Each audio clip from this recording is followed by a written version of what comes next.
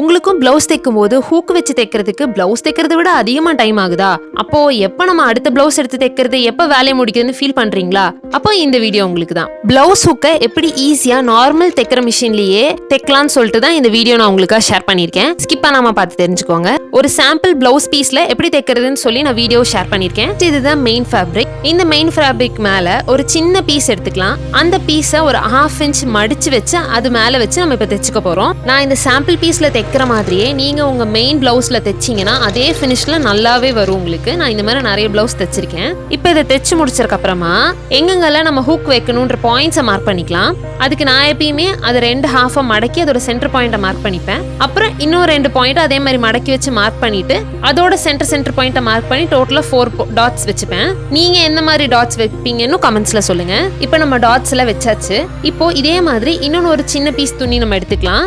அதையும் நீங்க நம்ம ஃபர்ஸ்ட் பண்ண மாதிரியே மடிச்சு வச்சு இப்போ நம்ம வச்ச துணி ஆடாம அசையாம இருக்கிறதுக்காக நான் எல்லா சைட்லயும் பின்ஸ் போட்டுக்கிறேன். நம்ம மார்க் பண்ண பாயிண்ட்ல இருந்து சின்ன கேப் நீங்க விட்டா போதும். நீங்க வச்சு பாருங்க, வைக்கும் போது அந்த ஹூக் மட்டும் எக்ஸாக்டா உள்ள போகிற அளவுக்கு கேப் நீங்க கொடுக்குற மாதிரி நம்ம மார்க் பண்ண அந்த ஃபர்ஸ்ட் லைன்ல இருந்து ரைட் சைட்லயும் லெஃப்ட் சைட்லயும் ஒரு சின்னதா கேப் விட்டு நீங்க ஒரு மார்க் பண்ணிக்கோங்க போதும். நீங்க ஒரு பிளவுஸ் தைச்சீங்கன்னா அடுத்த பிளவுஸ்ல இருந்து உங்களுக்கு எவ்வளவு கேப் விட்டா போதும்னு உங்களுக்கே தெரிஞ்சிடும். இப்போ நம்ம என்ன பண்ண போறோம்னா, நம்ம மார்க் பண்ண அந்த 2 குட்டி கேப்பை விட்டுட்டு மற்ற எல்லா இடத்தையும் நம்ம அடிக்க போறோம். அவ்வளவுதான். ஸோ ஃபர்ஸ்ட் அதை அப்படியே தைச்சிட்டே வந்து கரெக்டாக அந்த லைன் கிட்ட வரும்போது நான் திருப்பி மறுபடியும் இன்னொன்று ஸ்ட்ராங்கா இன்னொன்று ஸ்டிச் கொடுத்து நான் கட் பண்ணிடுவேன். இப்போ நெக்ஸ்ட் எங்க இருந்து ஸ்டார்ட் பண்ணுவீங்கன்னா, அந்த கேப்பை விட்டுட்டு அந்த நெக்ஸ்ட் டாட்டட் லைன் இருக்கு இல்லையா, அந்த லைன்ல இருந்து அந்த ஃபர்ஸ்ட் டாட்டட் லைன் வரைக்கும் நம்ம தைக்கணும். அந்த கேப் தான் வந்து நம்ம ஹுக்கு உள்ள என்டர் ஆகிறதுக்காக நம்ம வச்சிருக்கிறது. ஸோ அங்க மட்டும் தைச்சிட வேண்டாம்.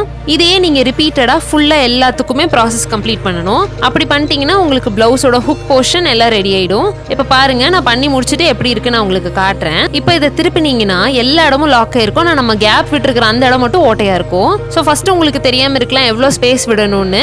இது ஒரு 2 வாட்டி நீங்க தைச்சீங்கன்னா நீங்களே பழகிப்பீங்க எவ்வளோ கேப் விட்டா கரெக்டா இருக்கும்னு சொல்லிட்டு.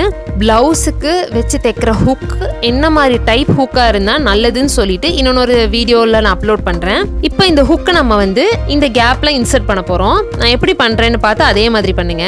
கரெக்டா அதோட வாயை அந்த ஹூக்கோட ஸ்டார்டிங் பாயிண்ட்டை நீங்க அந்த ஓட்டை வெளியே விட்டு அப்புறம் அப்படியே திருப்பிடுங்க. பாத்தீங்களா, அவ்வளவுதான், முடிஞ்சிச்சு. ஹுக் ரெடி ஆயிடுச்சு. எக்ஸாக்டான சைஸ் மட்டும் விட்டுருந்தீங்கன்னா நல்லா ஸ்டிஃபா நிற்கும். ஸோ இதே மாதிரி ரிப்பீட்டடா எல்லாத்துக்கும் பண்ணிட்டீங்கன்னா எல்லாமே ரெடி ஆயிடும். இப்போ இதை நம்ம எப்படி ஃபினிஷ் பண்ணணும்னு நான் காட்டுறேன். இது இப்படி துணியை திருப்பி வச்சு இது இப்படி மடிச்சு தைச்சிடலாம். அவ்வளவுதான், முடிஞ்சு. வெரி சிம்பிள் இல்லையா? பாருங்க, நாட் ஈவன் 10 மினிட்ஸ் வேலை கூட கிடையாது இது செய்யறதுக்கு.